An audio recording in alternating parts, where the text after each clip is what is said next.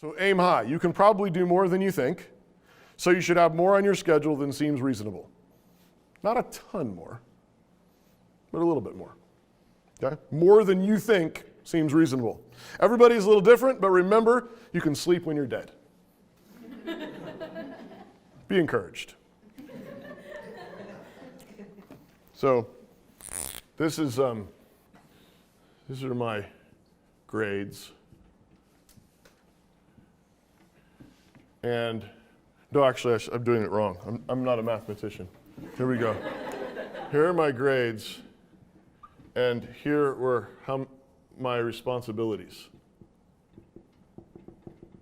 And I'm thinking, abilities.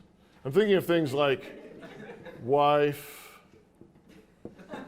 kids, job, health problems, things like that. Okay, and so this is what my life chart looks like.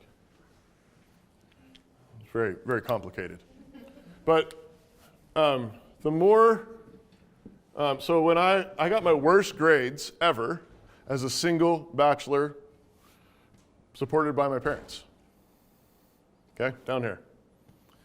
And then I started paying my own bills. I got married, started having kids, and I got my best grades ever in grad school. It was the first time I ever got a 4.0. And I had 2 young children, 3 and 1. My wife was pregnant with our third. She got preeclampsia, ended up in the hospital. We had a preemie baby who was also in the hospital for 2 months, and I was pastoring a church. And that was the first time I ever got a 4.0. Right? And it was one of the ways that, and it didn't happen all at once. The Lord was kind and He didn't just chuck me into the deep end. But I got married, had 1 child, had a second child, ended up going to grad school, third child coming along, wife is sick, baby's in the hospital, I'm preaching every Sunday, and I got my wife, I was mentioning this to my wife tonight, and she said, oh yeah, and you also got some award. I don't remember what it was now, but it was like I graduated, got my master's degree, and they gave me some kind of award.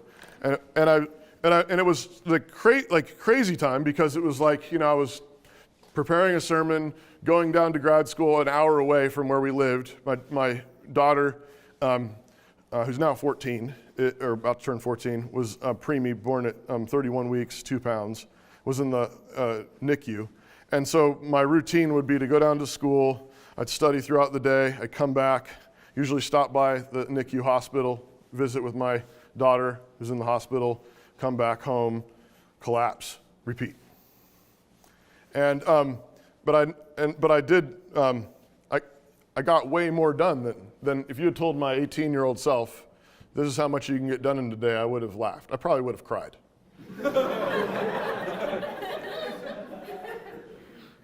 But you can get way more done than you think. Now, again, I say this takes some time to build up stamina and confidence. How many of you can juggle? All right, at least there's a couple of you in the room.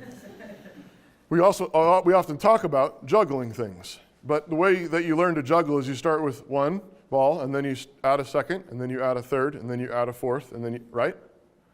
And that's how you learn how to do it. You add one thing at a time. So this is not me saying go out and juggle 10 things if you've never juggled before, okay? But what I would be saying is if you're used to juggling 3 things, start adding a 4th. You think, well, that seems hard. Good. You're made in the image of God. You're made to work. Try it. Then add 5. Then add the 6th. You might drop something, okay? Pick it back up, get it back in the rotation again, then add a 7th. Right? If you're not, now obviously if you can't do 3, then don't try 6. Okay? But start adding things. It's certainly possible to overload and crash, but where are those warnings in Scripture? Be careful not to work too hard, for in doing so, many otherwise healthy people have had heart attacks. Is not in the Bible. Where are all the warnings in the Bible about working too hard?